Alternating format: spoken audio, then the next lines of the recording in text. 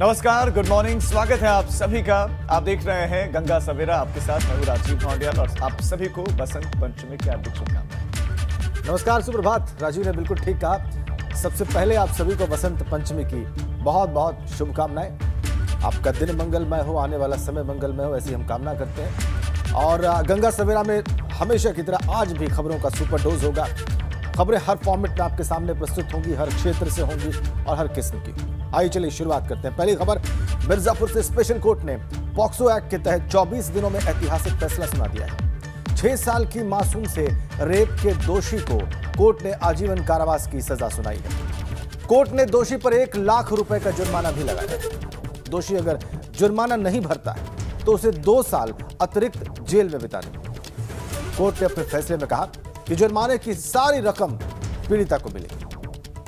इस मामले में कोर्ट ने त्वरित पैरवी करते हुए इतने कम समय में पीड़िता के माता पिता, एक्सपर्ट डॉक्टर्स और विवेचक समेत कुल 10 गवाहों को कोर्ट के सामने पेश किया था। 24 दिनों में इंसाफ। एक 6 साल की बच्ची थी, गूंगी बहरी थी। वो घटना वहाँ की गोपालपुर जुड़िया की, थाना मड़ियान की है। वो अपने दरवाजे पे खेल रही थी बच्चों के साथ। उसकी माँ काम करने गई थी। उसने उसी के गांव का एक राकेश यादव नामक लड़का आया। अब वो उसको लेके जंगल की तरफ चला गया। जंगल की तरफ करके उसको रेप करके वो लड़की रो रही थी जंगल में। 2 चरवाहों ने उसकी आवाज़ सुनी और गए उसको लेके और गोपालपुर जुड़िया की तरफ आ रहे। उसके बाद उसके खिलाफ 7 तारीख को FIR हुआ। 7 जनवरी को, 19 जनवरी को हमारे यहाँ चार्जशीट आई। 25 को मेरे यहाँ चार्ज फ्रेम हुआ। उसके बाद मैंने 10 गवाह गुजारे।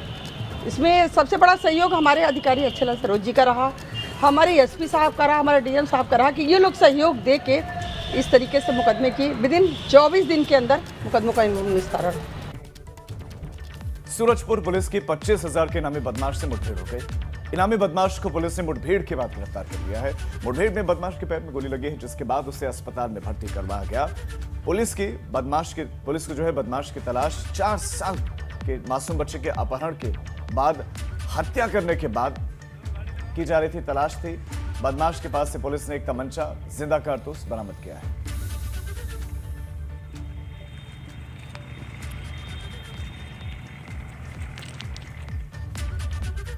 अब अवध की खबरें आपको दिखाते हैं सुपरफास्ट अंदाज में। चलिए शुरू करते हैं। लखनऊ में गुजरात के माफिया जयेश मूलजी भाई पटेल गैंग के अंतर्राज्यीय शूटर पंकज कुमार को STF ने गिरफ्तार कर लिया। आजमगढ़ के रहने वाले पंकज कुमार के खिलाफ गुजरात में दर्ज है हत्या के प्रयास और साजिश रचने समेत कई धाराओं में FIR।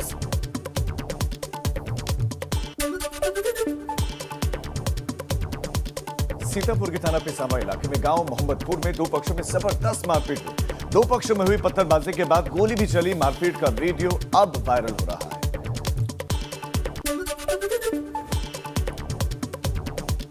मौनी अमावस्या के दिन कांग्रेस महासचिव और उत्तर प्रदेश की प्रभारी प्रियंका गांधी वाड्रा द्वारा गंगा में डुबकी लगाने पर भाजपा सांसद उपेंद्र सिंह रावत का जुबानी हमला। बोले 3 पीढ़ियों के पापों को धुलने के लिए उन्होंने गंगा में डुबकी लगाई। सुल्तानपुर पहुंची सांसद मेनका गांधी ने पार्टी के कार्यकर्ताओं के साथ मुलाकात की। इसके साथ ही फरियादियों की गुहार सुनकर उनके जल्द ही निस्तारण के निर्देश दिए। प्रयागराज में पूर्व बाहुबली सांसद अतीक अहमद के कब्जे से खाली कराई गई जमीन चुनाव आयोग को दी जाएगी। आवास विकास विभाग के इस प्रस्ताव पर योगी कैबिनेट ने अपनी मुहर लगा दी।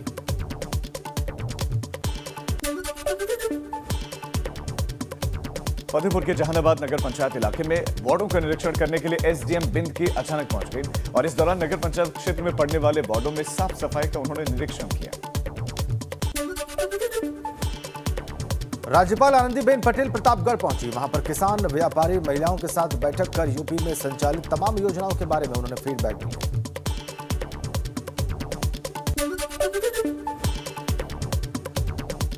औरैया में पुलिस को बड़ी कामयाबी मिली। सर्राफा व्यवसायी की लूट के बाद हत्या के 2 आरोपियों को पुलिस ने गिरफ्तार किया है। दोनों आरोपियों के पास से पुलिस ने 2 तमंचे, कारतूस, लूट में इस्तेमाल पाइप बरामद किए हैं।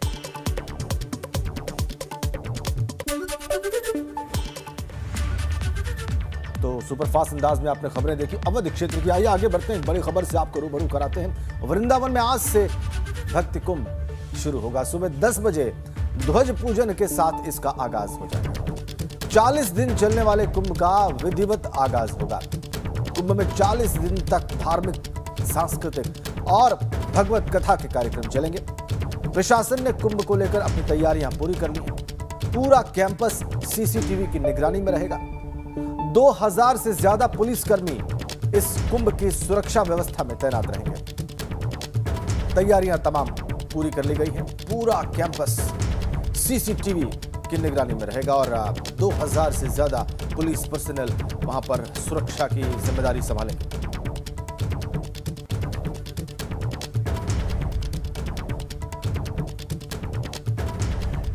और अब सीधा रुख करते हैं वृंदावन का ही। वहां से हमारे सहयोगी अवधेश हमारे साथ जुड़ गए। Awadhesh, good morning. और अगर वहीं की भाषा में कहें तो राधे राधे।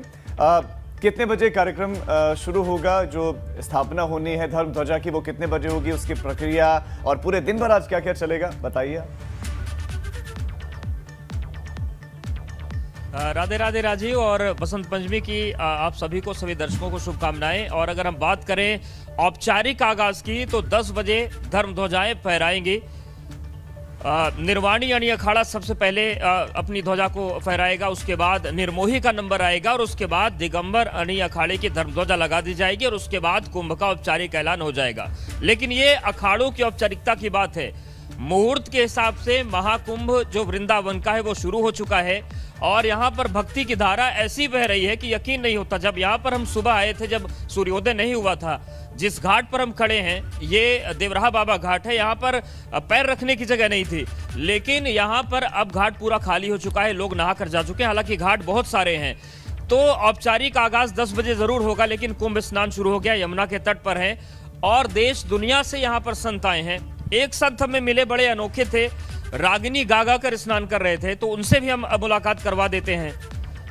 महाराज जी बरसाना से आप आए हैं और स्नान के साथ आप बड़े संगीत के सुर भी साध रहे थे। रंग में कैसे होरी खेलूंगी या सावरिया के संग, कोरे कोरे कलश मंगाए उनमें घोरो रंग, और भर पिचकारी सन्मुख मारी मेरी चोली है गई तंग, रंग में कैसे होरी खेलूंगी या सावरिया के संग। राजीव, एक चीज मुझे बतानी है कि जो बरसाने के बाबा ये होली की बात कर रहे हैं, एक परंपरा ये है कि बसंत पंचमी के दिन से ब्रज क्षेत्र में होली का आगाज हो जाता है। आज बांके बिहारी के मंदिर में गुलाल खेला जाएगा और आज से ही पूरा जो ब्रज क्षेत्र है 84 कोस का, वहां पर कुंभ के आगाज के साथ आज होलिका के उत्सव का भी आगाज हो गया है, जिसे ब्रज क्षेत्र में रंगीली कहते हैं। जी जी अवधेश, बहुत बहुत धन्यवाद। आपने बहुत ही सुरीले अंदाज में आपके साथ जो श्रीमान हैं उनसे रागिनी भी गवा के सुनवाई हमारे दर्शकों को सुबह सुबह बसंत पंचमी की। बहुत बहुत धन्यवाद और आपको बहुत सारी शुभकामनाएं। और अब आगे बढ़ते हैं। आज बसंत पंचमी है और बसंत पंचमी के मौके पर भक्त आस्था की डुबकी लगाने के लिए पवित्र नदियों में घाटों पहुंच रहे हैं। ऋषिकेश से लेकर संगम नगरी प्रयागराज तक सुबह सुबह गंगा मां में भक्तों का तांता लगा हुआ है। भक्त बड़ी तादाद में गंगा के घाटों पर पहुंच रहे हैं। हिंदू मान्यताओं के मुताबिक इस दिन देवी सरस्वती का जन्म हुआ था, इसीलिए हिंदुओं की इस त्योहार में गहरी आस्था है। इस दिन पवित्र नदियों में स्नान का विशेष महत्व है। बसंत पंचमी पर लगाई जा रही आस्था की डुबकी को लेकर प्रशासन ने सुरक्षा के भी पुख्ता इंतजाम किए हुए हैं।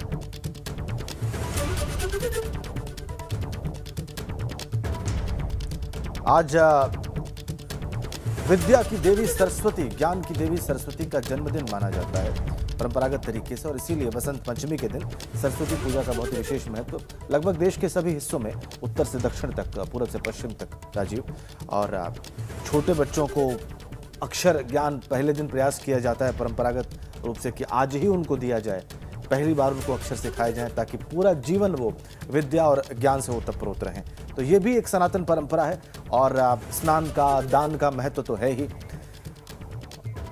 वाद्य यंत्रों का, किताबों का, सबका परिचय कराया जाता है उन लोगों से जो कि सीखने में इच्छुक हैं, विद्या प्राप्त करने में इच्छा रखते हैं। हम हरिद्वार चलते हैं पंकज राणा के पास और उनसे जानते हैं कि हरिद्वार में जहाँ पे कुंभ का आयोजन होना है कुछ ही दिनों में, वहाँ पे आज बसंत पंचमी का स्नान कैसा चल रहा है। और इसके अलावा हमारे बहुत सारे सहयोगी भी इस वक्त आपकी स्क्रीन पर दिखाई दे रहे हैं आपको। वाराणसी से नीतीश पांडे, इसके अलावा प्रयागराज से मोहम्मद मोइन हमारे साथ जुड़े हुए हैं। लेकिन पहले बेशक हम हरिद्वार ही चलेंगे और जानेंगे कि वहां पे बसंत पंचमी का स्नान कैसा चल रहा है। पंकज, सबसे पहले आपको बसंत पंचमी की ढेरों शुभकामनाएं, दिखाएं और बताएं क्या विशेष है आज सुबह वहां पर। बिल्कुल, देखिए एबीपी गंगा के दर्शकों को बसंत पंचमी की बहुत बहुत शुभकामनाएं। और मां सरस्वती का जन्म आज के दिन हुआ है और इसीलिए बसंत पंचमी के दिन माता सरस्वती की पूजा की जाती है। और ये प्रचलन है कि जब किसी शुद्ध नदी में, किसी भी नदी में स्नान करके माता सरस्वती की पूजा की जाए तो विद्या की माता सरस्वती होती है, उनको विद्या मिलती है। विद्या का दिन आज के लिए कहा जाता है। बच्चों को भी, जब छोटे बच्चे होते हैं उनको भी आदि से ही ज्ञान की प्राप्ति होती है, ज्ञान के लिए उन्हें आगे आज से बढ़ाया जाता है। और इस वक्त मैं हरिद्वार में हूँ। हरिद्वार में दो चीज आयोजन देखिए बन रही है, क्योंकि कुंभ का भी आयोजन हो रहा है और आज बसंत पंचमी भी है। इस लिहाज से काफी महत्वपूर्ण मां गंगा में स्नान का आज का दिन हो जाता है। मैं इस वक्त ब्रह्मकुंड पे हूं और पहले मैं दर्शकों को ब्रह्मकुंड का थोड़ा नजारा दिखा दूं किस तरह का है। ये ब्रह्मकुंड का नजारा है। ब्रह्मकुंड में अमूमन इस तरह की भीड़ हमेशा होती है, लेकिन क्योंकि आज बसंत पंचमी है तो आज स्नान का एक अलग ही महत्व होता है। इसलिए श्रद्धालुओं का जो आने का सिलसिला है वो सुबह लगभग 4:30 बजे से हो गया था और लगातार स्नान करके आ रहे हैं और चले जा रहे हैं। क्योंकि कोरोना महामारी चल रही है, इसलिए पुलिस का लगातार अरेस्टमेंट हो रहा है। लगातार उनको ये जागरूकता दी जा रही है कि आप हर की पौड़ी पे स्नान करके सीधे निकल जाएं। 3 डुबकी कोरोना से बचाव, ये नियम आपको सबको फॉलो करना होगा और इसी तरह का नज़ारा दिख रहा है। हालांकि बहुत ज़्यादा भीड़ नहीं है। इसकी वजह ये भी हो सकती है क्योंकि पहले एक जो एसओपी के बाद थोड़ी सी प्रॉब्लम लोगों को आई है, श्रद्धालुओं को आई थी कि एसओपी में जो कई कड़े नियम रखे गए थे उसके बाद आवागमन की कुछ स्थिति नहीं बनी है, दिक्कतें आई हैं। दूसरी वजह एक ये है कि जो चमोली में एक आपदा आई है उसकी वजह से लोगों के मन में थोड़ा डर है कि इस तरह की भयावह की स्थिति बनी हुई है कि इस तरह की फिर दोबारा स्थिति ना हो, तो इस वजह से कुछ माहौल बहुत ज्यादा, यानी कि आप बता रहे हैं कि पहले की तुलना में भीड़ कम है, लेकिन जो घाट की आप तस्वीर दिखा रहे हैं वहां पर जो छप्पर बने हैं वो भी पीताम्बरी रंग में है। एक बार प्रयागराज का रुख कर लेते हैं। मोहम्मद मोइन हमारे संवाददाता हमारे साथ जुड़े हैं प्रयागराज से। मोइन, आप तस्वीरें दिखाएं और बताइए कि वहां कितनी बड़ी संख्या में लोग पहुंचे हैं घाटों पर।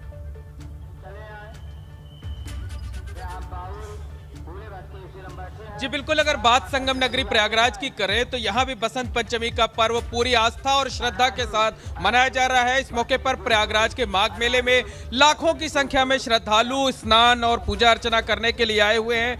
ये श्रद्धालु यहाँ गंगा में आस्था की डुबकी लगा रहे हैं, इसके साथ साथ ज्ञान और विद्या की देवी सरस्वती की आराधना कर रहे हैं, उनसे अपने बुद्धि और विवेक के लिए प्रार्थना कर रहे हैं। और आपको तस्वीरें दिखाना चाहेंगे। इस वक्त हम मौजूद हैं काली सड़क पर माघ मेले में। ये वो रास्ता है जो संगम की तरफ जाता है और आप देख सकते हैं किस तरह से श्रद्धालुओं का जो जत्था है वो पूरा पैदल ही जो है मार्च करते हुए संगम की तरफ जा रहा है। जो श्रद्धालु हैं वहां पर आस्था की डुबकी लगा रहे हैं, पूजा अर्चना कर रहे हैं। आज के दिन पीले वस्त्रों का बहुत महत्व है, तो आप देख सकते हैं कि जो बड़ी संख्या में श्रद्धालु हैं वो पीले कपड़े पहने हुए हैं, पीली चीजों का दान कर रहे हैं। सरसों का जो फूल होता है उसके आज के दिन का खास महत्व है। कहा यह जाता है कि जो बसंत होता है वो ऋतु परिवर्तन का भी दिन होता है। तो आज के दिन जो आस्था के हिलोरे हैं वो लगातार जो है वो अपने उफान पर है। हमारे साथ कुछ श्रद्धालु भी हैं, हम उनसे बातचीत करेंगे और जानने की कोशिश करेंगे। बताइए आज किस तरह से पूजा अर्चना हो रही है और क्या खास कामना की जा रही है आज के दिन। श्री सीताराम। सतीर्थराजो जयते प्रयाग।